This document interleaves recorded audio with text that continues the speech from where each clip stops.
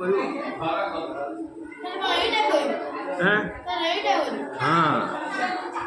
तेणु अइका तुमको कौन पढ़ेगा पृथ्वी आउ सौर जगत ना नहीं बुझिपार आम पृथ्वी पृष्ठ बास ना नहीं ऊपर बास पढ़े तुमको सकाळे आकाश रे सूर्य कौन है सकाळे सूर्य आकाश रे उदय है संध्यारे अस्त है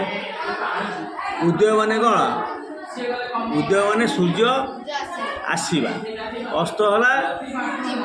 बुड़ी जावा है तेणु आम सका 6टा 5:30 6टा बेलू पूर्व पटे देखू कौन सूर्य उदय हबार आस्ते आस्ते उठी उठी उठी उठी से 4टा 5टा बेलू 6टा भितर कौन है आमर अस्त हो जाए कौ पटे पश्चिम पटे अस्त हो जाए बुझिपार तेणु आम दिन बेला पृथ्वी ठार कौन पाऊ उत्ताप पाऊ है आलोक आ उत्ताप दीटा पाऊ आलोक पाऊ आम देखिपुर अंधार कौन देखिपारे तेणु आलोक पाइले आम देखिपुर आ उत्ताप पाइपुचे राति में सूर्य देखा जाते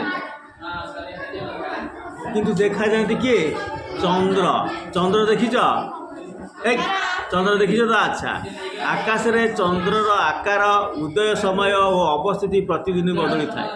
चंद्रर आकार वृद्धि पाई पूर्णिमा दिन संपूर्ण गोल दिशे यापर दिन दिन ह्रास पाई अमावास्या दिन आद्य देखा जाए न रातिर अंधाकार निर्मल आकाश को लक्ष्य कले मिंजी मिंजी करुवा अगणित आलोक बिंदु देखा जाए सेमानक मध्यरु केतक अधिक उज्जवल आउ केतक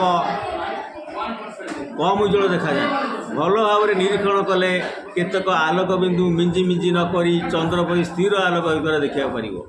तुम्हें भावुव दिन बेले चंद्र और आलोक बिंदु गुड़ी को देखा जाती ना कहीं दिन बेले सूर्यकर प्रखर किरण जो ये उज्जवल पिंड गुड़िक खाली आगे देखा जाती ना महाकाश में देखा जाता सूर्य चंद्र समस्त अन्यान्य उज्जवल पिंड गुड़िक महाजागतिक पिंड बोलिकी कहुए केतक महाजागतिक पिंड सूर्य ढेर बड़ उज्जवल पृथ्वी ठार दूरत्व अनुसार सेगुड़िक क्षुद्र व बृहत देखा जाती से निजस्व आलोक आउ उत्ताप रही मिंजी मिंजी करुवा यही उज्जवल पिंड गुड़िक नक्षत्र बा तालिका तारका कहुए आमर सूर्य एक नक्षत्र सूर्य अन्य नक्षत्र अपेक्षा पृथ्वीर निकट में आमको बड़ देखा जाए मिंजी मिंजी हो छोट देखा जाऊा अनेक नक्षत्र सूर्य ठारू सहस्र गुण में बड़ सूर्य ठारू से अधिक आलोक और उत्ताप रही मात्र आम ठारू बहुत दूर से आमको आकार छोट देखा जाती आम पृथ्वी प्रायतः एम ठारू आलोक कि उत्ताप पाइपे ना यही महाजागतिक पिंड मानकर दूरत्व को वैज्ञानिक माने आलोक वर्ष साहाय्य मापी था आम सूर्य भली अनेक नक्षत्र महाकाश रही मात्र से मध्य दूरता भिन्न भिन्न अवश्य केतक नक्षत्र पाखापाखि हो रही एमाने विभिन्न आकार सज्जित हो रही था नक्षत्र समूह को नक्षत्र मंडल व नक्षत्र पुंज कहुए सप्तर्षि मंडल क्षुद्र सप्तर्षि मंडल शिशुमार यह उदाहरण अटे सप्तर्षि मंडल आकार प्रश्नवाची चिन्ह पड़ी ए 7 गोटी नक्षत्र रही से कुत्रु पुलक पुलस्त्य अत्रि अंगिरा वशिष्ठ और मरी पुल और केतु नक्षत्र दुईट को एक काल्पनिक रेखार जोग करी पितृ दिगरे उत्तर को बढ़ेले ताहा एक उज्जवल तारका पाखे पहुँचब से तारकाटा हूँ ध्रुव तारा कहते ध्रुव तारा साहाय्य उत्तर दिग निरूपण कराए मन जहाज फाज जो थे जाऊे है जो देखिए हाँ स्थिर रही है से ध्रुव ताराटा जो रही है जहाज फाज जो चलाती कैप्टन मैंने से क्या से जो ध्रुव तारा को कौ दिग से जापार क्या आम समुद्र भितर किसी जना पड़ उत्तर कौटा पश्चिम कौटा दक्षिण कौटा तेणु से कौन कहते ना मार्क कहते कौटी की आकाश जोटी ध्रुव तारा पड़ी जापारे हाँ ताकू देखिकी से जाने उत्तर दिग तेणु अपोजिटा कौटा बाँ पटा कौटा दक्षिण पट कौटा से जापारे तेणु जाणिकी से अनुसार जहाज मान सब चला यह सर्वदा स्थिर हो भाव रही है से स्थिर हो रही है कुआड़े जाए हाँ ଦେଖିଥିଲୁ ଆଜି ଆଚ୍ଛା ଏହାକୁ ମଧ୍ୟ ମେରୁ ତାରକା ବୋଲି କୁହାଯାଏ ତାକୁ ମେରୁ ତାରକା ବୋଲିକି କୁହାଯାଏ କେତେକ ମହାଜାଗତିକ ପିଣ୍ଡ କେତେକ ମହାଜାଗତିକ ପିଣ୍ଡ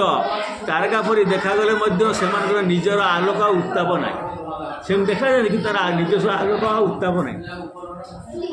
ସେଗୁଡ଼ିକ ସୂର୍ଯ୍ୟଙ୍କର ଆଲୋକରେ ଆଲୋକିତ ହୋଇ ସ୍ଥିର ହୋଇ ରହିଥାନ୍ତି ଏଗୁଡ଼ିକୁ ଗ୍ରହ କୁହାଯାଏ ତାଙ୍କୁ କହୁଛନ୍ତି କ'ଣ ଯାହାର ଗୋଟେ ଜିନିଷ ମନେ ରଖିଥାଅ ଯାହାର ଉତ୍ତାପ ଆଲୋକ ଅଛି ତାକୁ କୁହାଯାଏ ନକ୍ଷତ୍ର ଯାହାର ଉତ୍ତାପ ଆଲୋକ ନାହିଁ ସୂର୍ଯ୍ୟ ଆଲୋକରେ ଆଲୋକିତ ତାକୁ ଗ୍ରହ କୁହାଯାଏ ମନେ ହେଲା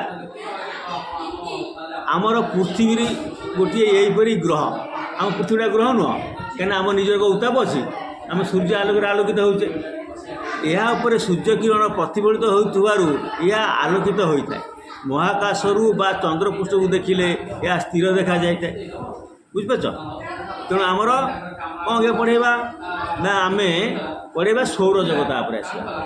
ଆମ ପରିବାର ପରି ସୂର୍ଯ୍ୟଙ୍କର ଗୋଟିଏ ପରିବାର ଅଛି ଆମର ଯେମିତି ପରିବାର ରହିଛି ଆମର କ'ଣ ବାପ ମା ଭାଇ ଭଉଣୀ ସବୁ ନାହାନ୍ତି ତେଣୁ ସେମିତି ସୂର୍ଯ୍ୟଙ୍କର ପରିବାର ଅଛନ୍ତି ହେଲା ସେଥିରେ 8ଟି ଗ୍ରହ ଅଛି ତାଙ୍କ ଭିତରେ କେଉଁଟା 8ଟା ଗ୍ରହ ଅଛି